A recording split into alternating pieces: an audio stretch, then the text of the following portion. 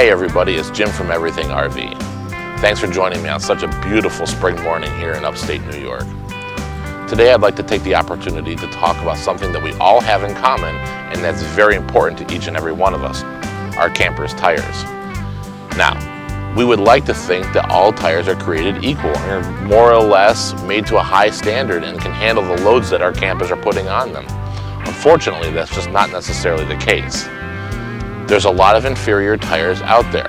A lot of them come with our brand new campers, surprise, and a lot of them are put on at dealers. Again, I'm not faulting anybody here, but the truth of the matter is a lot of them can't handle the situations that we put our campers through. Mainly here, interstates, highways. We're driving along 65, 70, sometimes 75 miles an hour.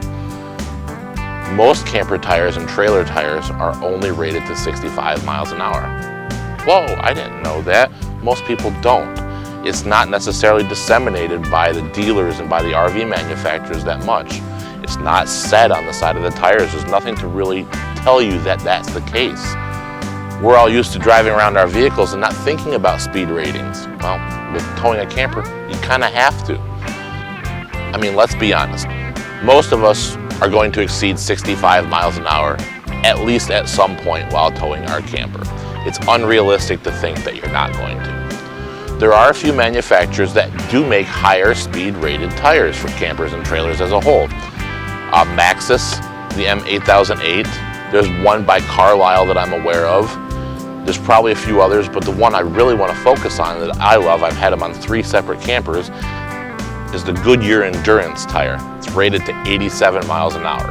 Am I suggesting that we drive around at 87 miles an hour? No, absolutely not. But when we're driving around and need to pass a semi, or we're cruising along with traffic at 72, now we're well within the capabilities of the tires that we have on if we've chosen the Endurances. Obviously, exceeding the speed rating of your tires is pretty undesirable. It can lead to some pretty bad consequences. Overheating, delamination, and of course, blowouts, which not only is a safety concern for us on the road, but in addition to that, it can cause a lot of damage to our camper as that tire comes apart. And who knows what kind of situations could happen. You could lose control of your vehicle. Obviously, very, very concerning stuff.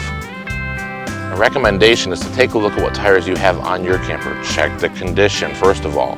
Second of all, find out more information about who makes those tires and what their speed rating is. If it's unlisted, then it is 65. I would strongly recommend upgrading your tires at that point. Another point, or a few other points to make about tires, is before you leave, make sure they're inflated to the correct cold inflation pressure. As you're driving and making stops, take a look at your tires. Are they hot? I use an infrared thermometer to go and check each individual tire. They should be all about the same temperature as you're driving down the road. Kind of take a peek at them as you're filling up gas in your tow vehicle. It's really, really cheap and easy to keep an eye on your tires. Have a tire gauge.